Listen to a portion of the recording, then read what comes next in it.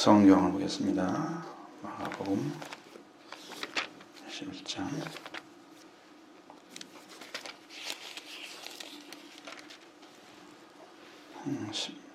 12장 1절로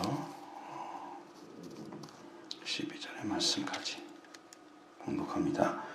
예수께서 비유로 그들에게 말씀하시되 한 사람이 포도원을 만들어 산 울타리로 두르고 즙 짜는 틀을 만들고 망대를 지어 농부들에게 새로 주고 타국에 갔더니 때가 이름에 농부들에게 포도원 소출 얼마를 받으려고 한 종을 보내니 그들이 종을 잡아 심히 때리고 거저 보내었거늘 다시 다른 종을 보내니 그의 머리에 상처를 내고 능욕하였거늘 또 다른 종을 보내니 그들이 그를 죽이고 또 그 외 많은 종들도 더러는 때리고 더러는 죽인지라. 이제 한 사람이 남았으니 곧 그 사랑하는 아들이라. 최후로 이를 보내며 이르되 내 아들은 존대하리라 하였더니 그 농부들이 서로 말하되 이는 상속자니 자 죽이자. 그러면 그 유산이 우리의 것이 되리라 하고 이에 잡아 죽여 포도원 밖에 내던졌느니라. 포도원 주인이 어떻게 하겠느냐? 와서 그 농부들을 진멸하고 포도원을 다른 사람에게 주리라. 너희가 성경에 건축자들이 버린 돌이 모퉁이의 머릿돌이 되었나니 이것은 주로 말미암아 된 것이요 우리 눈에 놀랍도다 함을 읽어보지 못하였느냐 하시니라. 그들이 예수의 이 비유가 자기들을 가리켜 말씀하신 줄 알고 잡고자 하되 무리를 두려워하여 예수를 두고 가니라. 아멘. 많이 들었던 비유이 있는 것처럼 보이죠. 근데 이 말씀은 완전히 방향이 달라요. 마태복음의 이 악한 농부의 비유와 많은 부분에서 이렇게 구성 자체를 다르게 해서 놨어요. 서로 이제 참조를 하면 좋겠죠. 마태복음에서는 21장에 지금 나와 있는 거거든요. 근데 예수님께서 그들에게 말씀하시되 비유로 말씀하시되 그러면 여기에 지금 이 비유를 말씀하시고자 하는 그 가장 중요한 원인이 뭐냐면 앞에서 말씀하신 것에 대한 비유예요. 그러면 그 전에 말씀하신 예수님이 성전에서 들어가셔서 성전을 정결케 하시는 일을 할 때 거기에 반대편에 서서 예수님의 대립된 자리에 쓴 자들이 바로 대제사장들과 서기관들, 장로들 이런 사람들이잖아요. 무슨 권위로 이걸 하느냐? 권위에 대한 질문이었어요. 이 권위에 대한 질문에 대한 이야기를 예수님이 물었죠. 너희는 무슨 권위로 이런 일을 하느냐는 그런 질문에 나도 한 가지를 너희가 물어보겠다. 그러면서 요한의 세례가 하늘로부터냐 사람으로부터냐 내게 대답하라. 그럼 나도 말하겠다. 그래서 그 사람들이 이제 의논을 하죠. 그리고 나서 하늘로부터 하면은 어찌하여 믿지 아니하느냐 할 것이고 다른 사람으로부터 하면은 모든 사람이 요한을 참 선지자로 여기기 때문에 백성들이 두려워. 그러니까 하나님이 보낸 자라고 믿기는 너무 싫고 왜 인정하는지 안 하는지를 모르겠어요.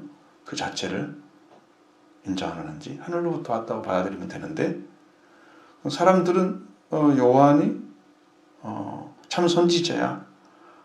그래서 가서 그 앞에 엎드려가지고 세례를 받고 그리고 회개하고 이런단 말이에요. 그렇다고 하면 사람들이 믿는데 너희는 안 믿냐고 분명히 말할 텐데 그럼 나도 그래서 그들이 우리가 알지 못한다 이렇게 말을 하죠. 예수님께서 나도 무슨 권위로 이런 일을 하는지 너에게 말하지 않겠다 이렇게 말씀하시고 비유를 하시는 거예요. 이게 연결되어 있는 거예요. 비유가 권위에 대한 도전을 하는 자들에 대해서 말씀을 하시는 거예요. 하나님은 선한 역사를 이루어 가시기 위해서 일을 하시지만 그것을 받는 사람들은 선한 역사를 행하지 않더라도 자기들은 인정받고 보호되고 항상 도움을 받아야 할 그러한 대상인 줄 알고 있는 거죠. 그게 바로 이스라엘 백성들이었어요. 우리 믿음의 사람들도 그런 경향이 있어요. 내가 좀 뭐 잘못하는 거 잘 몰라. 모르는데도 나는 무조건 하나님의 도움 받아야 되고 하나님의 인도하심 받아야 되고 그러니까 하나님 함께 해주셔야만 되는 거야. 나는 그런 자들이에요. 하나님이 보낸 자들을 믿지도 않으면서 이제 보낸 자를 믿지도 않으면서 하나님을 믿는 자처럼 서 있고 또 사람들이 믿고 있는 것도 인정하기 싫어서 자기 방법대로 신앙생활하고 그러면서도 인정받아야 돼. 하나님께 인정해 주셔야 돼. 하나님이 이렇게 어리석은 자리에 서 있는 거죠. 영적 무지는 병 고칠 수 있는 방법이 없어요. 그러니까 오직하면 바울이 한 것처럼 전도에 미련하는 것으로 구원하기를 기뻐했다. 한 말 한 말 말씀을 선포해서 그 말씀을 받아들인 자만 구원 받잖아요. 안 받아들이면 또 구원 못 받잖아요. 박해를 받게 되는 거지. 이런 상황이 오지. 그러니까 이 예수님이 하나의 말씀도 예수님도 잃어버린 양을 찾기 위해서 가서 복음을 전하는데 천국 복음을 전해주는데 이는 듣지 않고 또 대적하고 예수님 계속 박해받고 있는 거잖아요. 이런 상황에서 권위를 물어보고 하나님의 집에 와서 이건 사람이 기도하는 집을 하나님이 세우셨는데 강도의 굴을 만들었다고 말씀하시는 그 말씀 앞에 대립돼서 왜 당신이 그 일을 해? 무슨 권위야?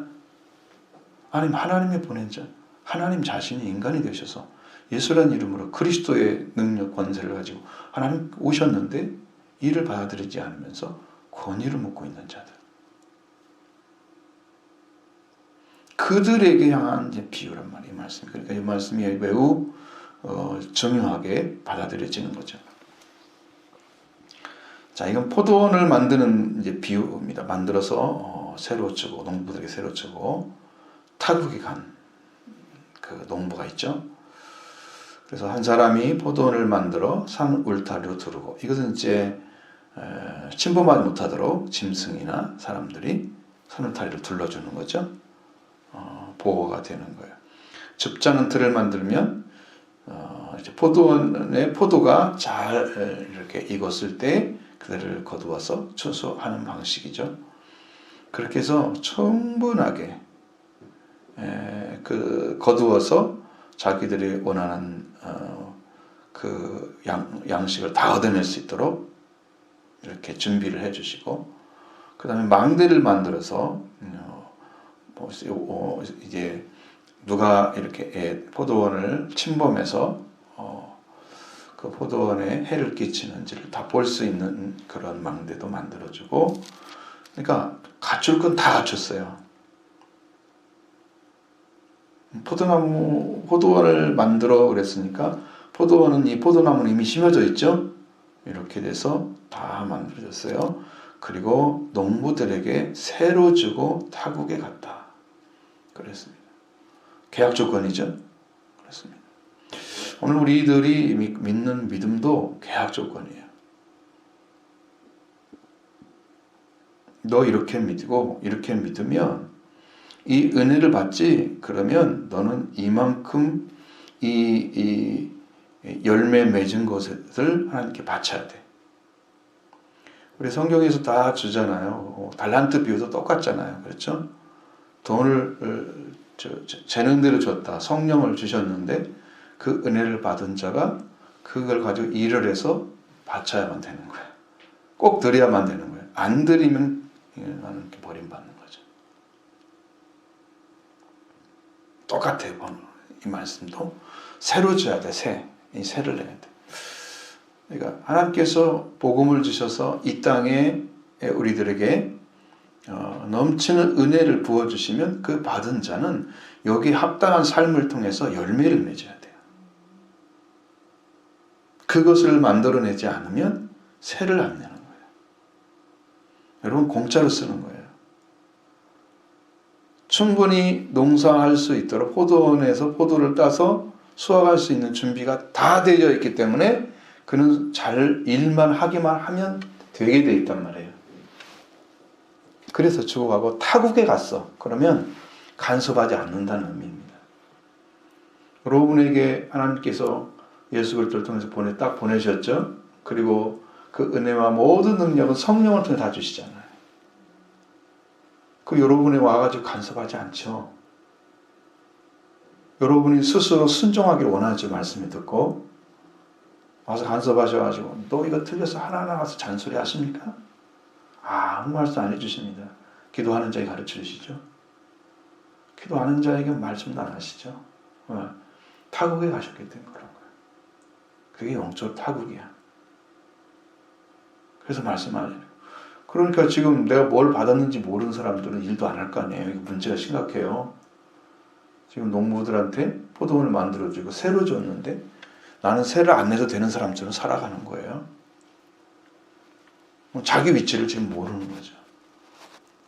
하나님은 맡기셨는데 맡은 사람들은 일을 않고 있어. 맡은 걸 모른다는 얘기잖아요. 왜 복음의 순종이 안 일어나요? 자기의 준 은혜를 모르기 때문이죠. 다 준비가 돼서 하나님 말씀으로 살 수 있는 그런 은혜도 다 준비를 해놨는데도 이 삶을 안 살아주는 거예요. 이제 이런 문제가 생기니까 주인이 뭘 합니까? 때가 돼서 농부들에게 포도원 소출 얼마를 받으려고 종을 보냈다. 이 종을 보내는 거죠. 너희들 이 말씀을 주 하나님 이렇게 은혜를 베푸셔서 이 영원히 주시겠다는 가나안 땅에 너희 나라를 세워주고 그 다음에 이제 거기다가 성전도 지어주고 하나님께서 은혜도 부어주셔서 백성들도 잘 되게 하시고 넘치도록 부어주셨는데 너희들이 거기에 합당한 삶을 살아야 돼. 근데 그 하나님께서 주신 은혜로 말미암아 그 은혜를 받기 때문에 이제는 살아야 되는 때가 된 건데 근데 그 삶을 안 살아줘요. 그러니까 선지자를 보내는 거예요. 너 이렇게 삶을 살아서 소출을 하나님께 드려야 되는데 세를 줘야 되는데 말씀을 남겨야 되는데 은혜로 받은 것들을 왜 넘기지 않고 왜 우상을 섬겨? 이러고 보내잖아요. 이 사람들 종들이에요. 지금 이건 이스라엘 민족을 얘기하는 거잖아요. 포도원 농부가 된 사람들은 그래서 종들을 보내는 거예요. 근데 종들을 보내서 그 주인이 종을 통해서 세를 받고자 하는데 그 종을 잡아가지고 심히 때리고 거저 보내서 안 준다고 그러죠. 이 세를 주지 않겠다는 거예요. 계약 조건은 어떻게 했어요? 파기시킨 거죠. 이스라엘 민족이 십계명을 지었는데 하나님께서 말씀하시기를 너희들이 나의 계약을 파기했다고 남편 된 나와 아내 된 너희가 계약이 파기됐다 그러죠? 파기시킨 거예요. 그리고 거저 보내. 아니 세를 좀 주기로 계약해놓고 안 주는 거예요. 모세를 통해서 말씀하셨잖아요. 이스라엘 백성들한테. 그런 그들이 백성들이 뭐라고 그랬어요? 우리가 여호와의 명령을 지키리이다. 약속했죠. 계약했죠. 해놓고도 안 지켜. 하나님만 믿고 하나님만 순종해야 한 자리에 서지 않아. 이게 큰 비유는 이스라엘 민족 전체를 얘기하는 거예요. 그래서 종들을 선지자를 보내면 선지자들이 와가지고 지적을 해주는 거야. 너희들 이렇게 살지 않아서 빨리 돌이켜 회개하라고.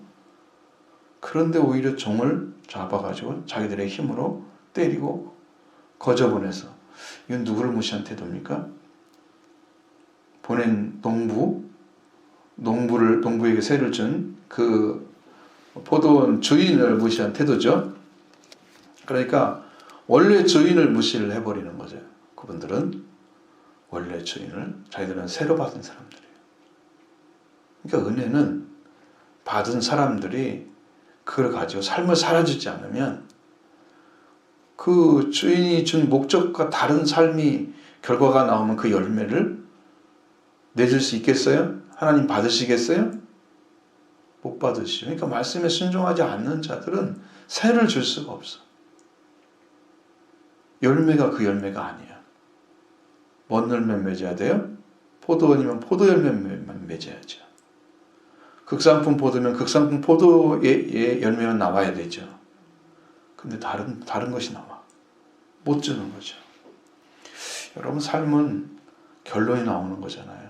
이게 일생을 살았는데 그 일생을 살은 결과가 뭐예요? 자기 열매예요. 자, 이스라엘 백성들이 살았던 하나님의 은혜로 그들을 세우시고 부어졌던 은혜가 얼마나 큰데 거기다 보내준 그 은혜 그리고 그들을 충분히 하나님 여호와를 섬길 수 있도록 다 준비를 해놓으셨는데 성전을 지어주시고 제사절도 정확히 주시고 제사장들도 제사를 드리는 제사장들도 다 세우시고 전부 해놨잖아요. 장치를 전부. 하나님께 나와서 회개하면서 은혜 가운데 들어가서 그 구약 때부터 예수 그리스도의 은혜를 받는 길이 열려져 있었던 거예요. 근데 순종하지 않죠. 마당만 밟고 있죠. 이사야는 60년 동안 그 복음을 전하고 선지자의 역할을 하다가 이게 이제 성경의 이사야서는 제1이사야, 제2이사야, 제3이사야 막 이렇게 나누어요. 내용이 막 다르기 때문에. 어떻게 보면 이렇게 흩어져 있는 것들을 다 한꺼번에 모아놓고 이사야서 이렇게 해버린 것처럼 내용이 많이 달라요. 심이 다르거든요. 그 사람이 이제 그렇게 전통적으로는 60년 동안 살다가 나중에 껍질을 벗겨 죽이는 그런 고통을 당했다 그러잖아요. 그러니까 이 말씀을 전해준 사람들은 그때 전부 박해를 당했어요. 하나님의 종의 권위로 보냄받았는데 이분이 이제 포도원 주인이시죠. 주인의 권위를 짓밟는 일을 하는 거예요. 앞에서 지금 그 얘기를 지금 하고 있는 거잖아요. 그 권위에 대한 도전이에요. 다시 다른 종을 보냅니다. 근데 이번에는 다른 종을 그의 머리에 상처를 내고 능욕을 했다 그랬어요. 그대로 순종하고 따랐던 시대가 거의 없었던 것 같아요. 다윗과 그다음에 솔로몬은 나라를 나누는 걸 봤죠. 다윗 시대 하나만 다윗 살았던 때 하나 30년 40년 갔다 그때만 정말 용성함 통일왕국으로서 세워져 있었지. 나머지는 점점점 기울어져 가고 나라도 나눠지고 서로 우상 섬기고 막 더럽히는 이런 죄악들이 가득 차 있는 그런 이스라엘. 한쪽은 유다는 좀 나았지만 결국은 멸망을 당하잖아요. 그랬을 때 그들은 그 종들이 여기는 선지자를 가리키는데 이 선지자를 보내면 이제는 머리를 상처를 내고 능욕까지 하고 그러니까 주인을 아주 깔보는 거죠. 여러분 우리 교만이라는 것은요. 이 말씀을 못 들어서도 문제지만 말씀을 들어도 대적하는 거예요. 여러분의 심령이 말씀 앞에 좀 무릎을 꿇는 자가 되면 여러분 하나님께서 준비한 은혜를 그대로 부어줄 거예요. 동일하게. 하나님께서 세우셨는데 그 선자를 무시하게 되면 그는 선포된 대로 멸망의 길을 걸어가야 되는 거예요. 다른 길을 걸어갈 수가 없어요. 이 자비, 하나님의 자비, 사랑, 이걸 아무리 얘기를 해도 그 사랑과 자비 안에 다 들어갈 수가 없어요. 모든 사람들이 전부 하나님의 자비와 은혜 가운데 살아가고 있는 거예요, 사실은요, 지금. 우리가 만약에 하나님께서 우리가 죄 지은 대로 인류가 지금 죄를 짓고 인간의 말을 하면서 문화를 더럽히고 세상을 더럽힌 그 사람들의 삶을 그대로 죄 있는 자를 심판한다면 이 사람 살아남을 사람이 몇 사람 없어요. 몇 명이나 되겠어요? 없어요. 의인이 어디가 있어요 지금? 그러니까 하나님의 자비가 모든 사람이 지금 있기 때문에 숨을 쉬고 살고 있는 거예요, 우리가. 근데 그 기본적인 은혜를 베푸신 하나님을 모르기 때문에 말씀에 들어오는지도 몰라요. 이게 영적 무지라는 건 이건 고칠 약이 없어요. 말씀을 듣고 회개하는 길밖에는. 깨어나서 그 영이 이렇게 살면 멸망받는다는 사실을 알고 통회하는 길밖에는 길이 없어요. 회개의 삶을 안 살면서 또 말씀만 듣기는 하는 사람들, 이 사람들도 위험해요. 열매를 맺어야 새를 줄 거 아니야. 열매를 맺지 못하는 삶. 그러니까 예수 그리스도를 믿으면서 우리가 포도나무의 열매도 알잖아요. 붙어 있기만 하면 열매를 맺는다 그러는데 붙어 있는 것만도 쉬운 게 아니에요. 예수님 말씀하시잖아요. 너희는 내가 일러준 말로 내가 너에게 이렇게 명령해 준 말씀으로 깨끗해졌으니까 내 안에 거하라. 그럼 나도 너희 안에 거하겠다. 이렇게 되는 거잖아요. 말씀으로 깨끗함 받지 않고는 예수님도 함께 들어갈 수가 없어요. 쉬운 게 아니에요. 말씀은 다 그렇게 되어 있어요. 이게 쉬운 게 하나도 없어요. 왜? 우리가 죄인이기 때문에 그런 거죠. 근데 죄인이 죄를 몰라. 죄를 모르면서 죄인이야. 영적 무지죠? 고칠 수 있는 방법이 없어요. 빛이 비쳤어. 근데 어둠이 깨닫지 못해. 어떻게 할 방법이 없어요. 그러니까 이 깨어있는 종들, 그렇게 어둠에 있지 않고 빛에 있는 종들이 와서 너희는 어둠에 있어라고 말씀할 때 순종하고 들어오는 사람들은 준비된 사람들이고 나머지는 다 대적하는 사람들이에요. 이렇게 인생을 살면 안 되겠구나. 성경 말씀을 보니까 이렇게 내 마음에 감동이 돼서 이건 안 되겠구나. 그렇게 깨달은 사람들이 회개하기 시작해서 기도를 하는 거예요. 자기 스스로 기도하는 사람 없고 회개하는 사람 없어요. 빛이 어둠에 비쳤을 때 어둠이 알고 나와야 되는 거예요. 근데 못 나온단 말이에요. 왜? 무지하기 때문에. 이게 이해력이 없는 거죠. 성경은 깨닫지 못하더라 그 말이 아니고 이해하지 못하더라 그렇게 돼 있거든요. 이해력이 없어요. 그러니까 이 하나님을 깨닫는 지혜 자체가 죽어버린 거예요. 완전히. 왜? 하나님을 경외하지 않으니까. 하나님께 돌아오지 않으니까.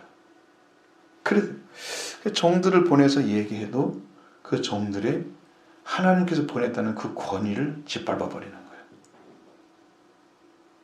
머리 상처를 내고 순종해도 좀 부족한데 회개할 시간도 부족한데 종을 내리쳐 그리고 능욕을 해. 이 두려운 사건들이 이스라엘 민족에 일어났고 지금도 이제 이 시대는 하나님께서 말씀하시기를 선지자가 없는 시대다 그런단 말이에요. 근데 이제 선지자의 역할을 하나님께 시키시는데 숨겨서 시키는 거죠. 드러내지 않고 지금 하고 있단 말이에요. 선지자 역할을. 제가 이제 그렇게 생각을 했어요. 하나님께서 이런 마음을 주시길래 이제 이 백성들이 예수님께서 피를 흘리셔서 그 피로 말미암아 속죄가 이루어지잖아요. 그 속죄를 이루시는 방식, 피를 흘리는 것이 회개하는 거였어요. 그러니까 나도 회개를 하자. 피를 흘려야 되겠다. 그래서 우리 교회에 속한 성도들을 다 덮었어요. 피로. 다시. 이들은 스스로 돌이킬 수 있는 영적 이해력이 없어요. 말씀을 들어도 깨닫지 못하니까 회개가 안 되는 거예요. 죄인인 거 모르니까 회개가 안 되는 거예요. 이게 영적 무지는 문제가 심각한 거예요. 이 알아들었으면 하나님께 기도할 텐데, 회개할 텐데 이거 못하는 거예요. 주님도 말씀을 전하다가 너희들이 내 말을 못 믿겠거든 내가 한 일로 인해서 믿으라고 말씀하셨잖아요. 그게 십자가예요. 그리고 내가 십자가 땅에서 들리면 모든 사람은 내가 이길 건다 그랬죠. 그게 십자가 달리신 거예요. 그 살리는 방법밖에 없었다는 걸 예수님이 하신 거예요. 말을 해도 못 알아들어. 자꾸 다른 얘기해. 영적 차원이 아니라 예수님은 하늘의 복음을 전하는데 여기서는 땅의 이야기를 하고 있단 말이에요. 그래서 이 얘기가 통하지가 않아. 말씀을 좀 돌아온 사람들이 거의 없단 말이에요. 이런 사람이 있겠죠. 주님이 행하신 권능을 보고 능력을 보고 저분이 선지자 아니라 메시아가 와서 저보다 더 많은 일을 못할 거야 이렇게 하면서 다른 사람도 있단 말이에요. 그러니까 말씀을 듣고 회개한 사람은 거의 적고 거의 없고 주님이 행한 일을 보고 많은 사람들이 돌이켰는데 그것까지는 말씀이 서지 못하잖아요. 그런데다가 율법을 가지고 이렇게 만들어 600가지를 만들어 가지고 전했던 장로들의 유전을 가지고 전하는 사람들, 전통을 전하는 사람들은 또 예수님 메시아 그리스도 앞에 이렇게 딱 대립되어 있단 말이에요. 그래서 무슨 하면은 전부 도전적이야. 자기 권위들을 자기들이 가진 기존에 가졌던 권위들을 무시하는 것처럼 예수님 대적하고 그러면서 멸망의 길로 가고 있고 아무도 주님을 따르는 자가 없는 거예요. 그 시대에 주님이 할 수 있는 유일한 방식이 하나밖에 없었어요. 그래서 그것이 십자가였어요. 주님이 그 길을 갈 수밖에 없었던 거예요. 그 성경에 보면 아버지가 이미 계획하신 거야 똑같아. 이미 예언자를 통해서 말씀하셨기 때문에 이미 계약해놨어. 주님이 갈 길이 없는 거예요. 이렇게 많은 종들을 보내도 그 종들을 보내면 보낼수록 그들은 죽이고 그의 많은 종들 때리고 또 죽이고 아니 포도원의 주인을 그 대표해서 보내는 거잖아요.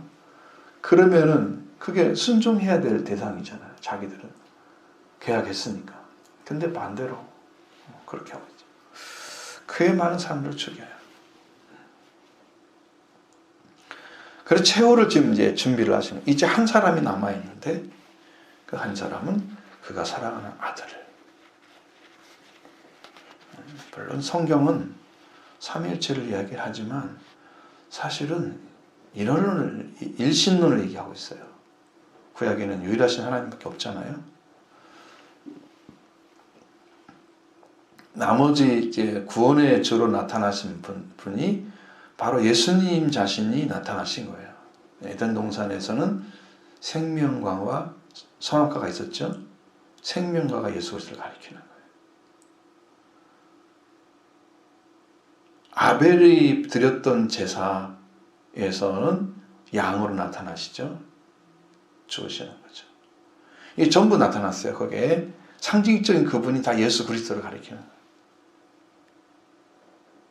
광야에서 이스라엘 백성들이 물이 없을 때 반석을 치니 물이 나왔죠. 그 생수가 누구라고요? 그리스도라고 말씀하시잖아요. 다 거기 다 계셨던 거야. 그리스도께서 역사하셔서 이 백성들을 살리는 길로 전부 인도하고 계셨던. 주님이 그때 구약에도 같이 일을 하셨단 말이에요. 상징적인 부분으로만 나타나신 거죠. 안 계신 게 아니었어요. 일을 하셨는데 불구하고 그 일을 통해서 구원하시는 역사 가운데 회개한 사람들이 많이 없었던 게 문제죠.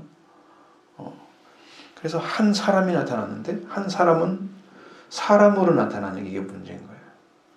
그분이 하나님이신데 하나님께서 약속하신 대로 보내셔서 사람의 여자의 아들로 여자가 낳은 아들로 보내시고 약속하신 대로 그렇게 하시잖아요. 사람으로 나타나. 이게 사람이지만 사람의 아들로 나타나. 사람의 사랑하는 아들인데 그분이 사람으로 나타난단 말이에요. 그러니까 이게 하나님인데 불구하고 하나님의 이치가 아니라 사람의 이치를 선택하시고 거기에 자기가 이 땅에서 하나님께 아들이란 칭호를 가지고 일하면서 인류를 회복하는 일을 행하시고 계시는 거죠. 그래서 아들이 되신 거예요. 왕이 되신 이유는 이 땅에 잃어버린 인류를 왕이 되게 하시기 위해서 왕으로 선포하신 거예요. 자기를.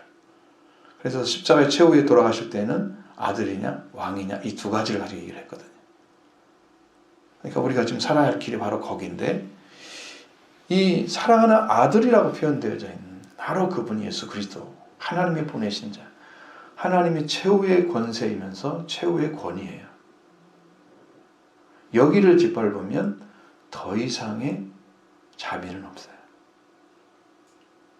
아들을 짓밟아 버리게 되면 아들을 주시기까지 사랑하신 하나님의 사랑을 짓밟아 버리면 더 이상의 자비는 없어요. 이게 최후의 거란 말이에요. 이게 마지막 한 사람이 남았으니 곧 그 사랑하는 아들이라 최후로 이를 보내며 최후죠. 이것까지도 하나님의 권위를 짓밟아버리는 사람들은 하나님께서 그를 받아들이지 않으시죠. 이게 최후예요. 그러니까 이 그리스도의 복음은 온 세상을 구원하시는 복음은 구원이 되기도 하고 심판이 되기도 합니다. 안 받아들이는 사람은 심판이 되는 거고 받아들인 사람만 구원이 되는 거예요. 그게 얼마나 정확한지 몰라요. 지금 여러분들의 믿음이 지금 돌아와서 예수 그리스도를 구주로 딱 받아들일 수 있는 자리에 서셔야 돼요. 빛이 누군지 알아야 된단 말이에요. 영적 무지를 가지고는 안 되는 거예요. 그러니 회개하지 않고 살아가는 사람들은 구원할 길이 있겠어요? 없죠. 그러니까 세례 요한이 왔던 거죠. 왜? 회개해야 되기 때문에. 회개의 길을 가르쳐주고 있잖아요. 주님이.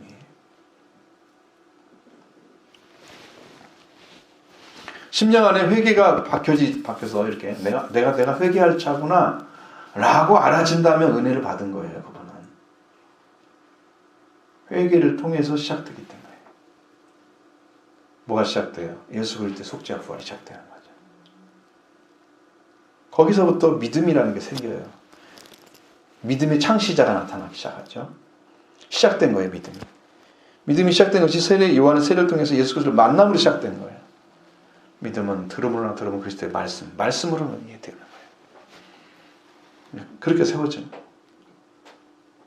그 아들이 오지 않으면 이 구원의 역사도 없을 거예요. 하나님께서 그래서 그 최후로 보내신 거예요, 아들을. 그러시면서 아들을 존대하리라. 내 아들은 존대하리라. 이렇게 생각을 했던 거예요, 하나님. 아들을 무시할 줄은 몰랐죠. 전혀 몰랐어요. 이게 두려운 것이 영적 무지예요. 가르쳐주는데 다 육으로 해석하고 하나님께서 성령을 한량없이 부어주신 하나님 말씀을 하고 있는데 인간의 귀로만 듣고 돌이키지 않는 이것 때문에 지금 멸망을 받는 거잖아요.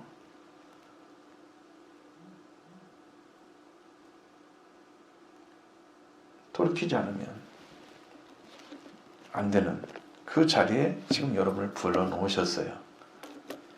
회개하는 자리에 불러놓으셨어요. 지금. 그리고 내 아들은 존대하리라고 농부는 그 포도원 주인은 생각을 했어요.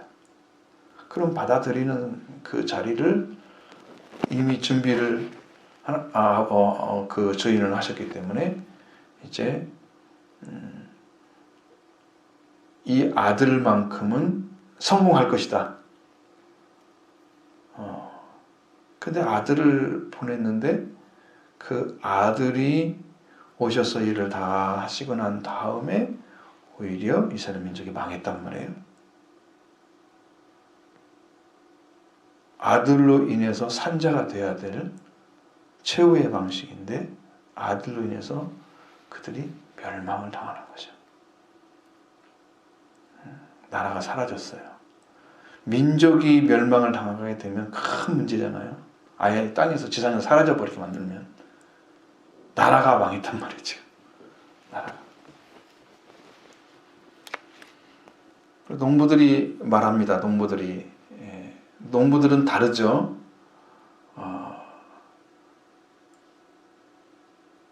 아들을 보낸 증인과 다르죠. 농부들 서로 말합니다. 한번 보시죠. 7절 같이 보시죠. 농부들이 서로 말하되 이는 상속자니 자 죽이자 그러면 그 유산이 우리의 것이 되리라 하고. 포도원을 어떻게 하겠다는 거예요? 포도원을 뺏어버리겠다는 거죠. 그게 아들이 오면 그 아들이 포도원을 주인이 되기 때문에 그 주인의 것을 주인의 자리에 주인이 가지고 있는 소유권을 아마 가지고 이야기할 거야. 그러니까 예수 그리스도가 이스라엘 민족을 살리러 오셨잖아요. 최후로 그 일을 하러 오셨거든요. 근데 회개를 하지 않는 거예요. 이들이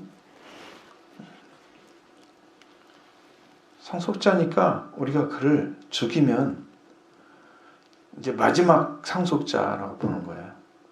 예수 그리스도를 죽이면 그 유산, 그 새로 주고 간 주인이 남겨놓은 건 유산이잖아요.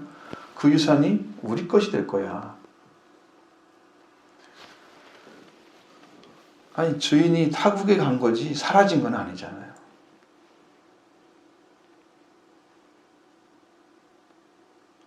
그분이 안 계신다면 종도 보내겠어요? 안 보냈죠? 그러니까 종이 안 계신 게 아니잖아요. 근데 왜 이런 오판을 하는지 몰라요. 이 땅에 더러운 죄악들이 막 지어지고 사람들이 그래도 막 살아가고 이 땅은 좀 희한하게도 그러면 이 땅에 아무것도 하나님이 섭리하지 않은 것처럼 마치 살아계셔서 어떤 심판을 내리시고 그런 일을 하지 않으시는 분처럼 하나님을 대한단 말이에요. 사람들이. 하나님은 계신 게 아닌 거야 지금. 왜? 하나님이 계신다면 이렇게 세상이 돌아가면 안 돼. 이렇게 생각을 하지. 하나님이 계신데 이렇게 살고 있어? 이것은 다시 심판의 당이 되고 멸망받을 거야. 이렇게 생각을 하는 거예요. 반대로.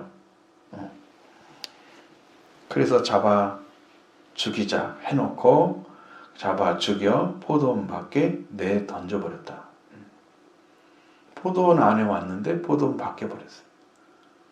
포도원이란 자체가 바로 이제 이스라엘 민족을 안에 들어가 있는, 그리고 이제 그 이스라엘 민족은 예루살렘의 중심이죠. 그러니까 예루살렘에서 죽여서 밖으로 버렸다 이런 의미가 되는 거죠.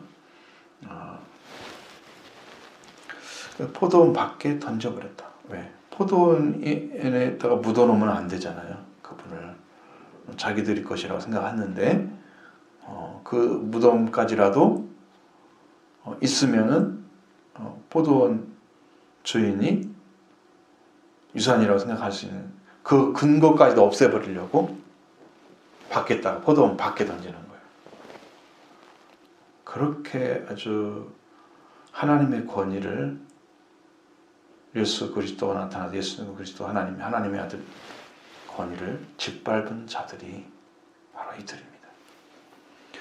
오늘 우리들이 이제 복음을 받을 때 그걸 기억을 하셔야 됩니다. 내가 하나님의 권위를 지금 인정하고 있는지, 하나님이 보내시는 종들을 인정하고 있는지, 그 복음을 바르게 받아들이고 있는지, 내 심령 안에서 그걸 구분하지 못한다면 이 포도원 농부들과 같은 위치에 쓴 거예요. 동일하게 권위를 인정하지 않고 살고 있는 그런 일을 하고 있는 거예요. 그래서 주인에게 대적을 하는 거예요. 주인에게. 그리고 최후의 아들까지 죽여서 포도원 밖에 던져버리고. 자, 그러면서 이제 포도원 주인이 어떻게 하겠느냐고 예수님이 물어봤습니다. 여러분들은 어떻게 하겠습니까? 여러분이 주인이라면.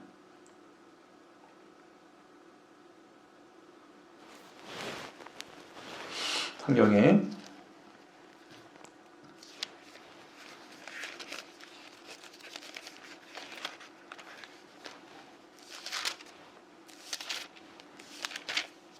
마태복음 21장에서는 분명하게 물어봤습니다. 21장 44절에 40절에 보면 물어보잖아요. 그럼 포도원 주인이 올 때에 그 농부들을 어떻게 하느냐 이렇게 물어보죠. 그들이 말합니다. 들었던 자들이 악한 자들을 진멸하고 포도원은 제때의 열매를 바칠 만한 다른 농부들에게 새로 주어야 된다. 그랬단 말이에요.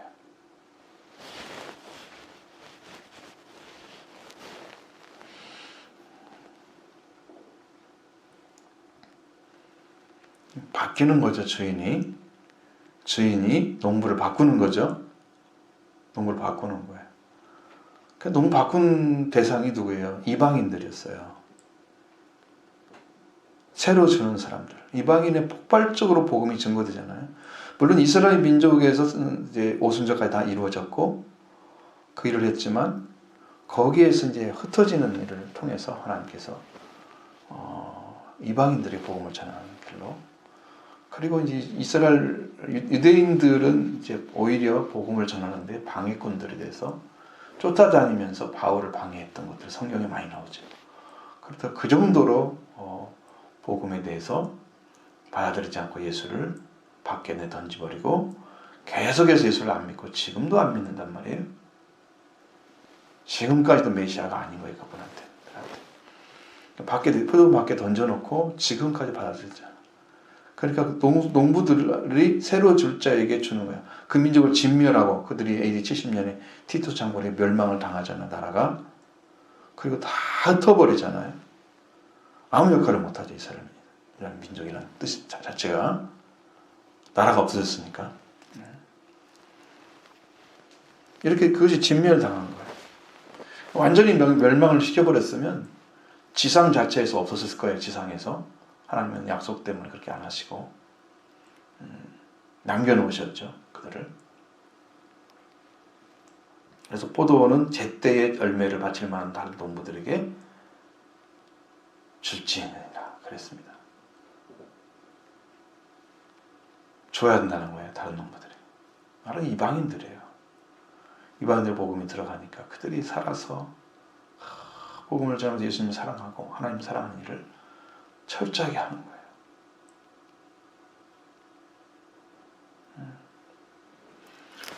이렇게 된 거예요. 예수님 여기 있어 마가복음 12장에서는 뭐라고 합니까? 이제 그걸 그 사람들한테 묻지 않죠. 예수님이 어떻게 하느냐 물으시고 다음에 와서 그 농부들을 진멸하고 포도원을 다른 사람에게 주리라 이렇게 말씀하시잖아요. 그렇습니다. 주님이 짓밟히게 되면 주님은 죽어서 멸망을 당하는 분이 아니기 때문에 주님은 다시 사셔서 더 완전한 위치에 서시고, 그리고 우리에게 희망이 되어주시고 구원의 사역을 계속 하시는, 그러기 위해서 이렇게 하시는 거죠. 다른 성경에 너희가 성경에 건축자들이 버린 돌이 모퉁이의 머릿돌이 되었나니, 이것이 우리 저로 물려 맡은 것이고 그리고 우리 눈에 놀랍도다.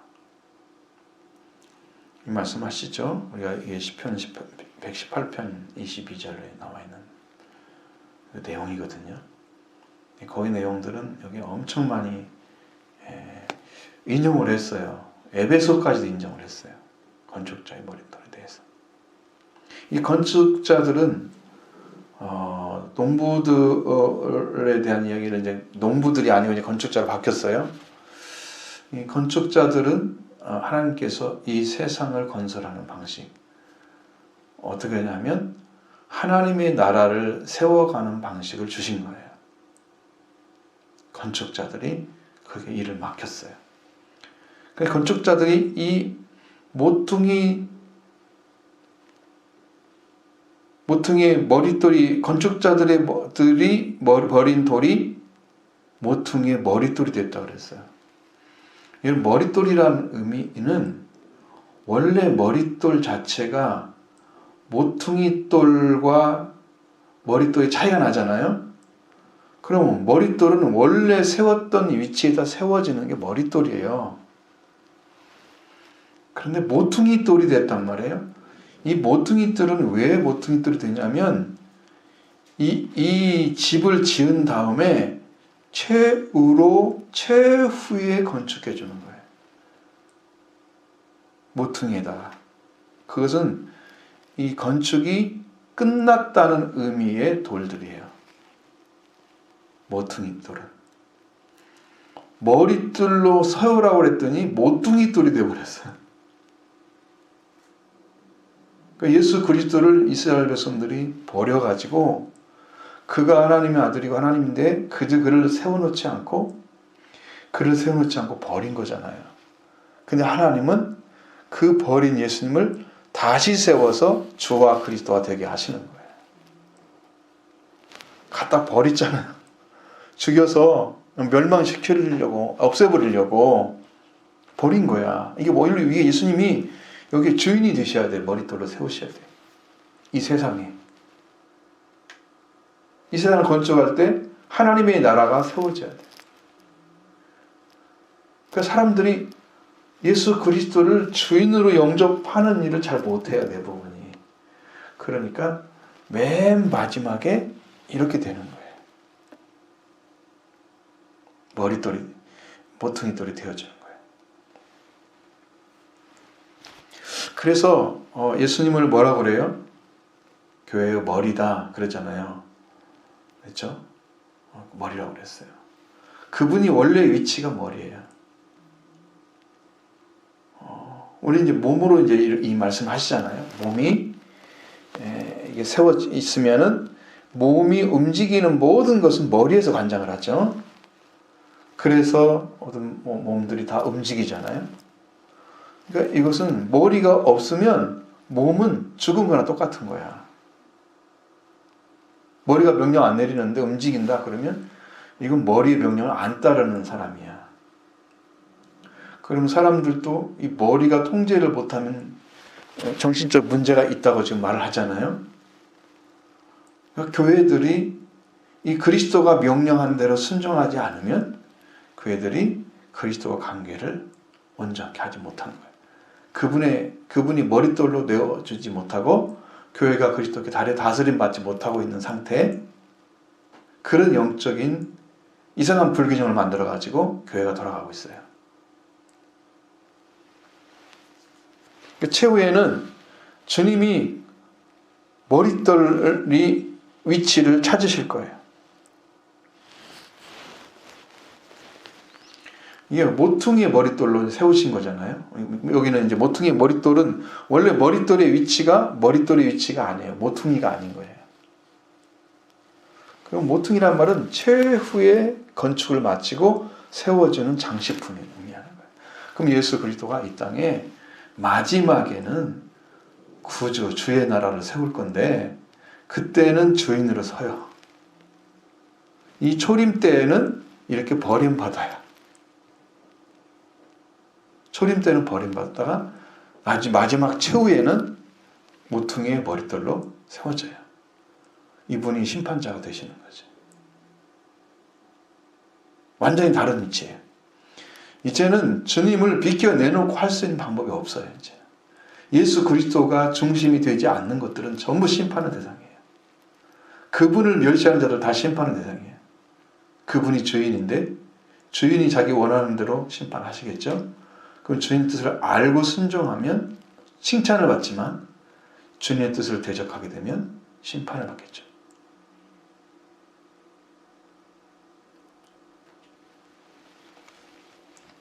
근데 이것이 주로 얼마 됐대요. 그럼 이게 문제가 뭐냐면 이스라엘 민족이 이제 제가 언젠가 로마서를 말씀드리면서 그들을 사랑해야 된다. 왜? 그들은 우리의 구원을 위해서 그렇게 지금도 하나님께서 이렇게 그들을 내려놓고 이방인 구원한 때 마지막 때에 이제 예수 그리스도 오시기 전에는 직전에는 이스라엘 민족이 착 돌아온다 그랬죠. 그렇게 될 거예요. 그렇게까지 이방인의 기회를 주어서 이방인의 수가 찰 때까지 있다가 그들을 나중에 그들을 구원시킬 거야. 그러니까 지금은 버림당한 것처럼 이렇게 보이는 거지. 그러니까 불쌍히 여기라고 말씀드렸죠. 그게 영적인 의미예요. 성경에서 말씀하고 있는 내용과는 많이 안 맞을 수도 있지만 그 영적인 의미는 분명히 그렇게 있어요. 그래서 건축자들이 버린 돌이 모퉁이의 머릿돌로 세워졌고 주로 말미암아 된 거라고 하잖아요. 이것이요. 근데 우리가 생각할 때는 주님이 원래 머릿돌로 딱 세워져야 맞는데 안 세워졌고 우리 눈에는 기이한 거야. 왜 이렇게 되지? 근데 하나님께서는 그걸 계획하신 거야. 주로 말미암아 되었다고 그랬죠. 우리가 생각할 수 있는 지혜가 아닌 거죠. 세상을 다 이스라엘 민족을 중심으로 구원시킨다는 의미예요. 그래서 계속 성경에서 갈라디아서 말씀하신 것처럼 아브라함의 자손만 구원이 이루어지죠. 아브라함 같은 믿음을 가진 자만 구원이 되죠. 도대체 그 틀 안에 갇혀놓고 있는 것처럼 보이지만 사실은 그게 완전한 복음이에요. 그럼 당신이 한 말씀이 이스라엘 민족은 따로 있고 우리 구원은 따로 있고 이렇게 되는 게 아니에요. 연결이 돼 있어요. 한 하나님이 아니죠. 한 하나님은 그렇게 하셔야 되고 한 하나님이 아니면 다르게 해야 돼. 예? 구원 방식이. 근데 한 하나님이기 때문에 그렇게 하시는. 그렇게 해서 말씀하시. 그렇게 이제 이것은 저로 알면 된 것이고 우리 눈에 놀랍도다, 기이하다, 도저히 이해할 수가 없다는 거예요. 우리 눈에는 보고도 놀라운 거죠. 그리고 그래서 이 비유를 가리켜서 자기를 말씀하신 자를 알고 자기들을 가리켜 말씀하신 줄 알고 잡고자 하되 무리를 두려워하여 예수를 두고 가니라. 이렇게 되는 거예요. 찾고 싶지. 바리새인들, 대장들, 바리새인들, 장로들 이런 사람들이 예수를 찾고 싶지. 왜? 자기들의 기득권을 뺏으려고 하잖아. 자꾸. 아니 나사렛 한 촌놈이 나타나가지고 계속 우리를 도전하면서 자기들이 하고 있는 그 기득권을 뺏어가려고 하니까 자기들은 사회의 지도층인데 어디 감히 우리에게 덤벼? 무슨 권위로? 이렇게 하면서 이제 예수님 도전하잖아요. 근데 백성들은 안 그렇잖아요. 백성들은 그렇게 안 보죠. 선지자라고 할 정도로 봤어요. 메시아는 잘 구분하지 못했어요. 그랬어도 분명히 아는 것은 선지자 정도는 알았단 말이에요. 예수님을 그리스도로 알았던 사람들은 몇 명이 안 돼. 성경에서. 왜? 그를 만나지 못했잖아요. 수가성 여인처럼 그리스도를 만난 사람들이 있죠. 몇 명이 안 돼요. 그런 사람들은. 그리스도인 줄 알고 구원받은 사람들은 몇 명이 안 돼. 이렇게 영적 들어가기 힘들어요. 회개가 안 이루어지면. 남편이 없는 사람만 받죠. 남편이 있는 사람들은 들어가지 못하는.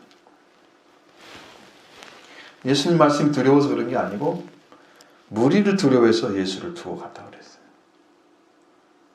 말씀에 무릎 꿇은 사람 하나도 없죠? 이 말씀을 제대로 아는 자가 하나도 없죠? 그렇습니다. 그럼 우리가 어떻게 신앙생활을 해야 됩니까? 앞으로 완전한 신앙생활은 말씀의 순종으로 끝이 나야 되는데 말씀에 순종하려면 말씀이 들려야 되죠. 들리려면 회개가 이루어져야 되죠. 회개하시면 말씀이 하나님께 성령으로 가르쳐 주십니다. 회개케 하시려고 깨닫기도 하시고 느끼기도 하시고 마음에서 읽혀집니다. 그게 무슨 말인가. 이렇게 살면 안 되겠구나 내가. 그래서 기도를 시작해서 죄가 인식되어지고 내가 죄인인 것을 알게 하시는 거예요. 성령께서. 그래서 예수님이 십자가의 보혈을 구하게 되는 거예요. 하나님 나도 용서해달라. 내가 죄인인 걸 몰랐습니다. 이제 죄인 알았습니다. 이런 길을 찾아서 빨리 들어가야지. 주님 얼마나 기다리고 계신지 몰라요. 고통스러울 정도로 기다리고 계십니다. 여러분 사람 두려워하지 마시고 말씀 앞에 무릎 꿇으시기 바랍니다. 그래야 예수 그리스도를 만납니다.